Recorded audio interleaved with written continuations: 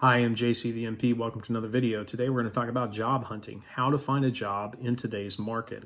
Okay, we've already talked about how saturated the market is. It's saturated everywhere.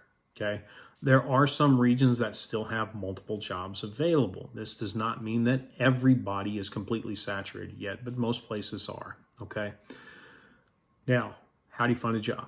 Now that we're in this bleak environment of no NP jobs anywhere, how do we find a job? What do we look for when we're finding a job? Okay. The first thing you need to do, get your resume or CV up to date. Okay. It needs to be as up to date as possible and include the appropriate information. Okay. If you don't know how to do that, I would suggest contacting a professional CV or resume writer. Okay. Have them talk to you.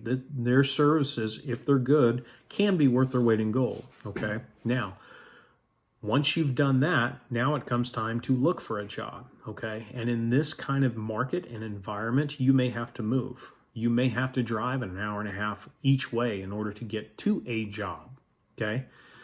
So we get our resume and we plaster it everywhere within 100 miles of where we are or within 100 miles of where we're willing to go, all right? Now, those are two different things.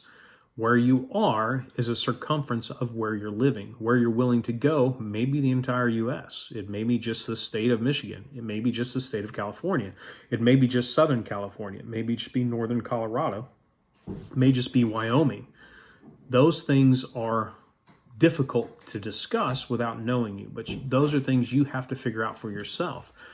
The other problem that you're going to run into is moving prior to finding a job. Okay, this is in this market, that's a big no-no. You need to find the job first before you move because there's some areas where there's not any jobs. There's nothing. And when I mean there's nothing, I mean nothing. The market couldn't even support independent practice, okay? So it wouldn't support you opening your own clinic because these areas are just too saturated and there's not enough meat to go around, as it were, or enough food at the table, whichever metaphor you prefer. If you have an area where you're just not working, it's just not working, you need to find another area.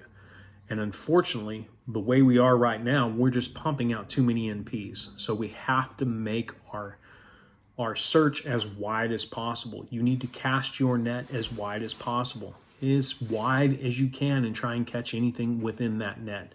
And sometimes that means working part-time. Sometimes that means working PRN. Sometimes that means working part-time at multiple jobs. It just depends on what your particular circumstance is. And it's impossible to know what that circumstance is, of course, without speaking to you. You have to determine what's important to you. For instance, is it more important for you to be closer to home? I'm willing to take a low salary to work 5 minutes from my house versus I need as much money as possible. So I'm willing to drive an hour and a half from work in order to make that extra money. All those things are considerations you have to make personally in order to try and figure out what kind of job works best for you.